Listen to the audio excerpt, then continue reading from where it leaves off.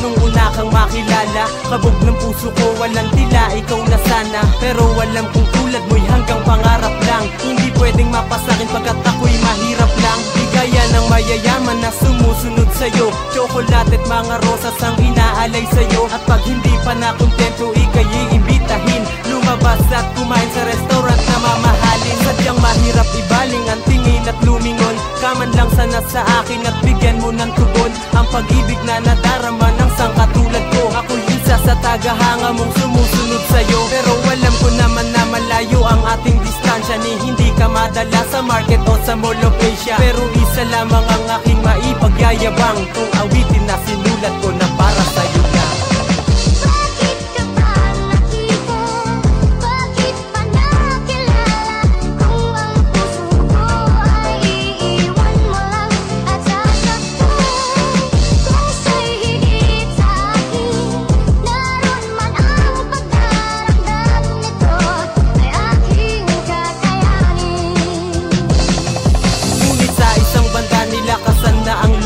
Nagdalawang isipan na sana'y tama ang kuto, na mahalin mo rin ako kapag aking pinagtapat. Makausap lang kita, sasabihin ko lahat. At agad kang tinanong kung may BF ka na ba. Ang sabi mo nag-break pa lamang kayo nung makalawa. Kaya tinanggal ang kaba, handang-handa ko nang aminin. Ngunit parang alam mo na kung anong ibig sabihin ng mga tingin na sadyang sa langit na umaabot. Huwag ka sanang magagalit, huwag ka sanang sumimangot. At bigla ang napakamot sa hindi inaasahan. Sumagot ka sa aking oo, halos hindi ko malaman ang nadarama. At halos hindi ko mapaliwanag. Ang alam ko lang ay akin ka at yan ang maliwanag. Galak ang nadarama, sa wakas akin ka na. Dati pangarap lang kita, ngayon nahahagan ka na.